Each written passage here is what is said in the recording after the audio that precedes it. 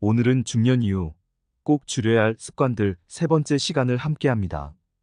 1부와 2부에서 여러 습관들을 다뤘습니다. 추가하여 중년 이후 삶의 질을 높이기 위해 반드시 줄여야 할 습관들을 더 알아보도록 하겠습니다.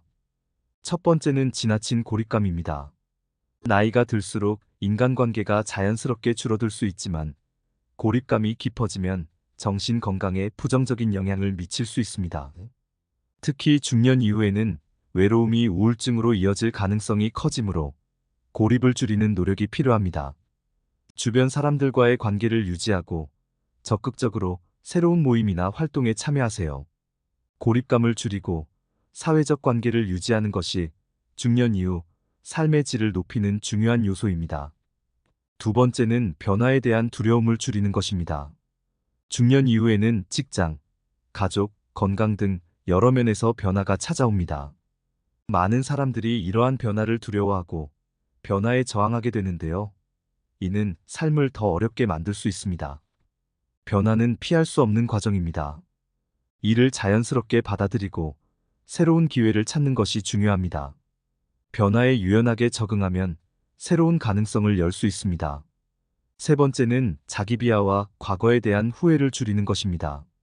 나이가 들수록 과거의 실수나 선택을 후회하게 되는 순간이 많아지지만 과거에 머무는 것은 현재와 미래의 행복을 가로막을 수 있습니다.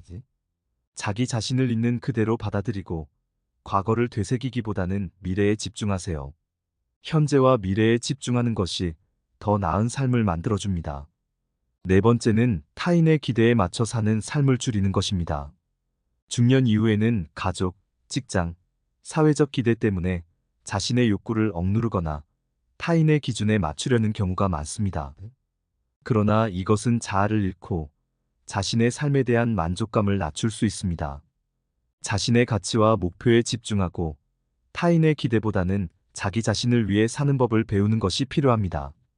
중년 이후는 자신을 위해 살아야 할 시기입니다. 다섯 번째로 줄여야 할 습관은 지나친 완벽주의입니다. 중년 이후에도 여전히 완벽함을 추구하려는 사람들은 실수나 실패를 두려워하고 자신에게 지나치게 높은 기대를 걸게 됩니다. 하지만 이러한 완벽주의는 불필요한 스트레스를 유발할 수 있습니다. 실수는 성장의 기회입니다. 완벽하지 않아도 괜찮다는 마음을 가지세요.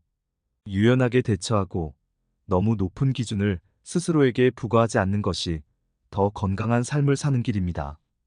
오늘 알아본 5가지 습관은 중년 이후에도 우리의 삶을 더욱 풍요롭게 만들기 위해 꼭 줄여야 할 습관들입니다.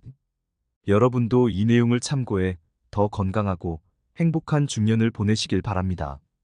시청해주셔서 감사합니다.